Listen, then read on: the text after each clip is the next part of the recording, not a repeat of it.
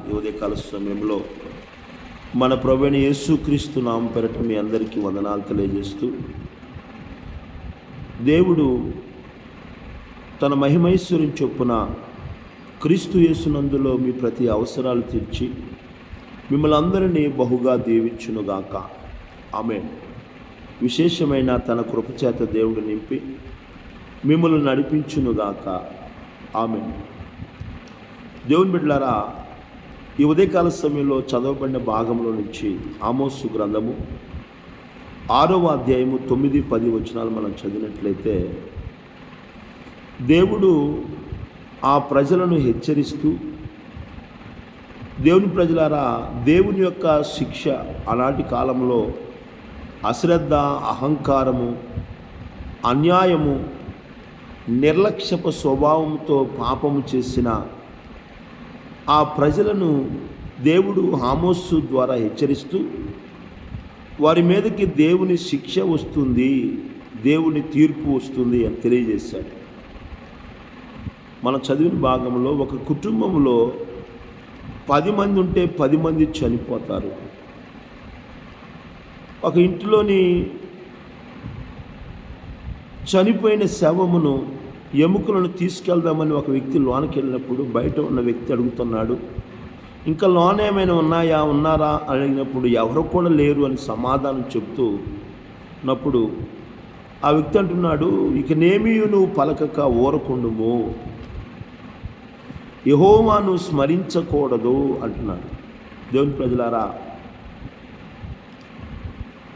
దేవుని యొక్క మాటలను మనం గమనించినట్లయితే వారి జీవితంలో కలిగిన దేవుని శిక్ష, దేవుని యొక్క తీర్పు వాళ్ళ మీదకి వచ్చినప్పుడు వారు చేస్తున్న పని ఏంటంటే, ఇక మనం దేవుణ్ణి స్మరించకూడదు, ఊరకుంటమే, మౌనంగా ఉండటమే అనే మాటలు వాళ్ళు పలుకుతున్నట్లు మనం చూస్తూ ఉన్నాం. కారణం ఏంటంటే, వారి జీవితంలో కలిగిన ఆ పరిస్థితులకు వారు తమ జీవితాలు మార్చుకోవట్లేదు, కానీ తమ క్రియలు మార్చుకోవట్లేదు, కానీ ఇది జరిగినా కానీ దేవుణ్ణి స్మరించకూడదు అని వారు హృదయాన్ని కఠినపరుచుకుంటూ ఉన్నారు. దేవుని ప్రజలారా గమనించండి, కొన్ని సందర్భాల్లో దేవుడు మనకు ప్రతికూలమైన పరిస్థితులు ఎదురైనప్పుడు మన జీవితంలో దేవుని శిక్షకు దేవుడు అనుమతించినప్పుడు మనము వాటిని సహించుకుంటూ దేవుని సన్నిధిలో నిలిచి ఉండాలి. చూడండి, బైబిల్ గ్రంథంలో మనం చూసినట్లయితే యోబు అని ఒక ధనికుడు ఉన్నాడు, ఐశ్వర్యవంతుడు ఉన్నాడు, న్యాయవంతుడు, యథార్థవంతుడు, దేవుడంటే భయభక్తులు కలిగిన వాడు, దేవునికి ఎల్లప్పుడూ కూడా ప్రార్థన చేసే అనుభవం కలిగిన వాడు యోబు.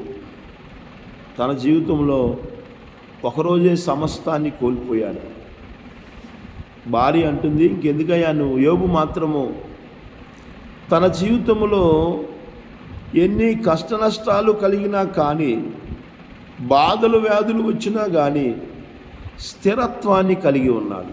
కానీ భార్య అంటుంది, ఇంకెందుకయ్యా దేవుడు అంటున్నావు, దేవుడు నీకు ఏం చేశాడు, దేవుడు నీకు చేసిన మేలు ఏంటంటే ఉన్నాయన్ని పోగొట్టాడు, కొడుకులు పోయారు, కుమార్తెలు పోయారు, ఆస్తి పోయింది, సంపద పోయింది, పనివారు పోయారు, ఆరోగ్యం కూడా నీకు క్షీణించిపోయింది, ఇంకెందుకు దేవుడు అంటున్నావు,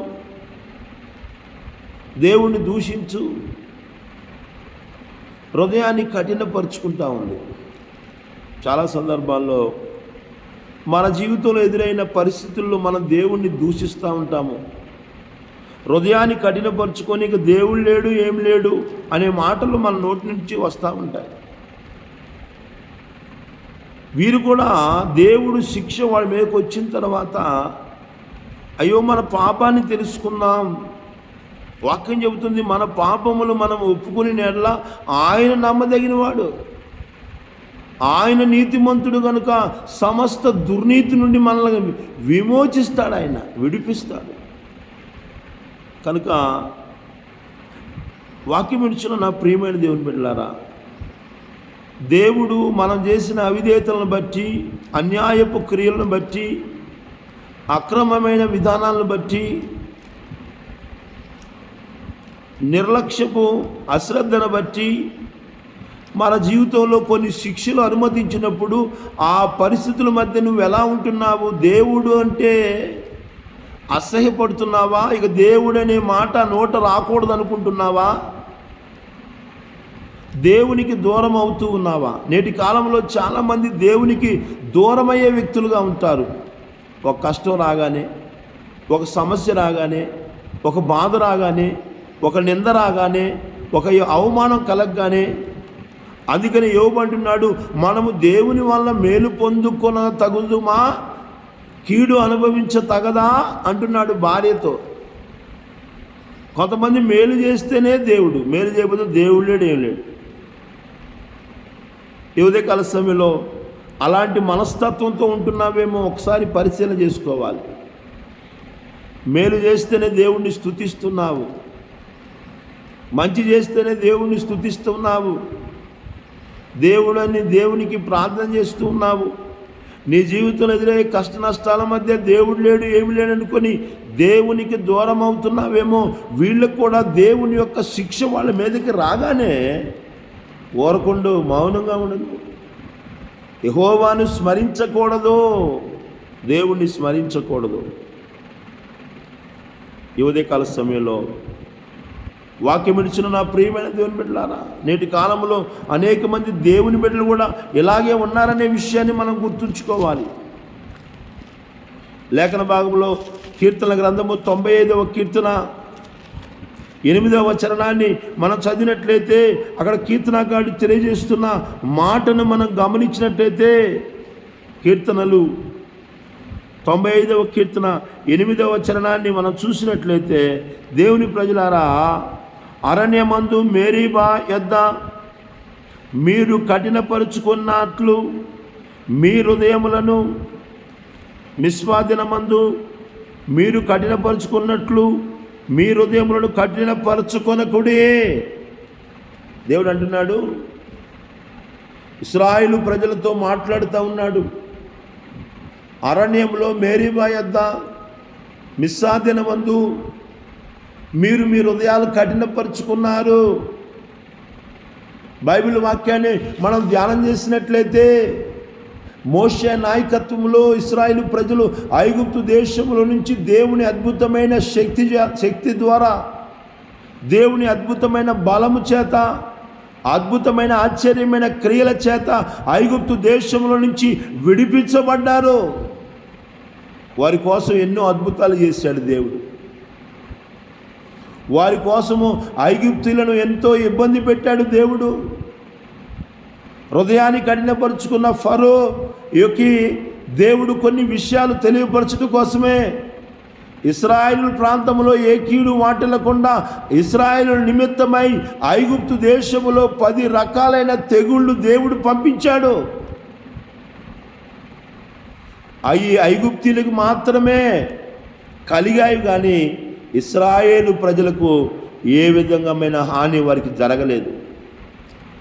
కారణం ఏంటంటే దేవుడు చేసిన అద్భుతమైన కార్యం.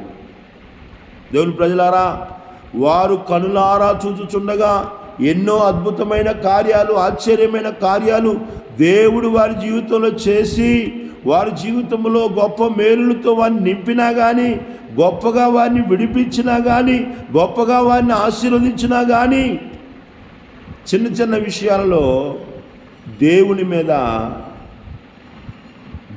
మీద సనిగిన వ్యక్తులుగా వాళ్ళు ఉన్నారు. దేవుని ప్రజలారా, మెరీబా అనే ప్రాంతానికి వచ్చినప్పుడు, ఆ ప్రాంతంలో వారికి నీళ్లు లేనప్పుడు మోషేతో గొడవ పడుతూ ఉన్నారు. వాళ్ళు మోషేతో గొడవ పడుతున్నారు. ఏందయ్యా, మమ్మల్ని చంపడానికి తీసుకొచ్చిన వాడికే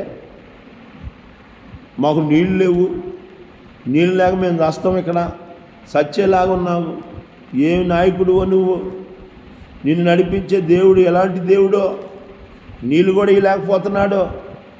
కొన్ని సందర్భాల్లో చిన్న చిన్న విషయాల్లో కూడా మనం ఏం చేస్తుంటామంటే హృదయాన్ని కఠినపరుచుకుంటూ ఉంటాం, ఇష్టం వచ్చినట్లు మాట్లాడుతూ ఉంటాం. నేల కోసం వాళ్ళు చేస్తున్న పని ఏంటంటే, దేవుని బిడ్డలారా ఇక్కడ రాయబడిన మాట, దేవుని బిడ్డలారా దేవుని వాక్యాన్ని గమనించలేకపోతే లేఖన భాగంలో మనం చూసినట్లయితే ఇక్కడ దేవుని మాటలు రాయబడుతున్న నిర్గమాకాండము 17వ అధ్యాయము, అక్కడ ప్రజలకు నీళ్లు లేక 3వ వచనంలో దప్పిగొని మోషే మీద సణుగుచు, ఇదెందుకు మమ్ములను మా పిల్లలను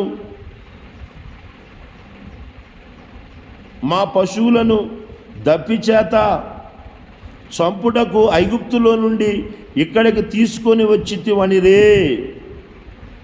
చూడండి దేని బిడ్డలారా, వాళ్ళనంటే నీళ్ళు లేక చంపాలని మమ్మల్ని తీసుకొచ్చావు నువ్వు.